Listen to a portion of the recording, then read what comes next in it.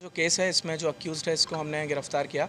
आज सुबह 6 बजे हमें लगभग 6 बजे कॉल आया कि एग्जीबिशन ग्राउंड में जो दुर्गा पंडाल है उसमें जो मूर्ति है उसके हाथ राइट हैंड जो है वो टूटा हुआ है और नीचे जो प्रसाद है वो भी थोड़ा डिस्टर्ब है, इधर उधर गिरा हुआ है, चेयर्स भी गिरे हुए हैं।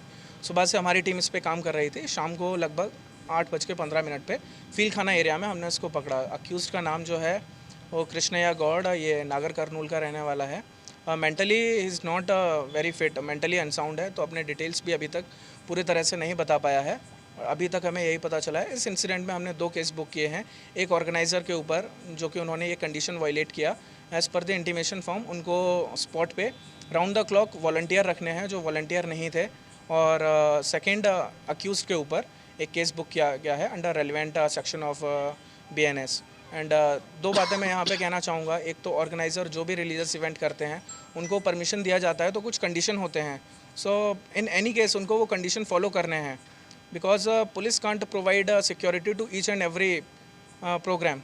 तो उनका ये जिम्मेदारी बनता है कि वो जो भी कंडीशन है उनको फुलफ़िल करें। जब रात में ये इंसिडेंट हुआ 3 बजे से लेकर 5 बजे तक के बीच में रात में यहाँ पे कोई भी वॉलंटियर नहीं था जिस टाइम पे ये घटना हुई। दूसरी बात, सुबह से सोशल मीडिया प्लेटफॉर्म पे, ट्विटर पे कई तरह के लोग ट्वीट कर रहे हैं, कई तरह के र्यूमर फैला रहे हैं, जिससे जो शहर का जो एक त्यौहार को लेके एक माहौल है, वातावरण है, वो ख़राब हो रहा है। तो मेरा यही अनुरोध है सभी लोगों से कि इस तरह की चीज़ों पे भरोसा ना करें जब तक कोई फैक्ट चेक नहीं करते हैं या पुलिस की तरफ से कोई ऑफिशियल स्टेटमेंट नहीं आता है।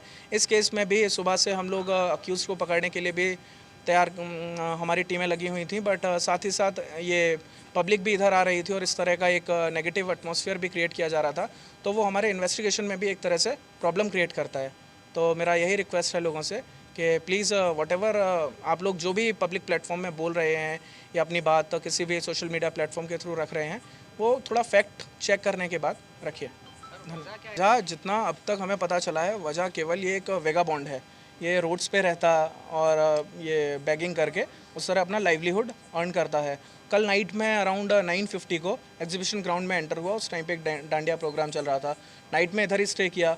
3 o'clock के अराउंड खाना ढूंढते हुए वो इधर पंडाल में आया, तो जो भी पूजा का सामान था उसने उसको भी डिस्टर्ब किया कि कुछ खाने को मिलेगा, प्रसाद होगा, वही देखने के लिए कुछ पैसे भी मिल सकते हैं, तो जो हुंडी है उसको भी इधर गिरा दिया। That is the only intent, there is nothing communal in this. के भी लोग बोल रहे हैं कि ये एक प्लान्ड इवेंट है, सीसीटीवी कैमरा जो हैं उनको भी टर्न कर दिया गया, उनको डैमेज किया गया। अगर कोई सीसीटीवी कैमरा भी डैमेज करेगा तो वो भी कैप्चर होगा। डैमेज करने से पहले जब कोई कैमरे के पास में जाएगा, कैमरे को टर्न करेगा, वो चीज़ भी कैप्चर होती है। उसको पकड़ा है वो एक्चुअली हमने सीसीटीवी कैमरा के थ्रू ही पकड़ा है।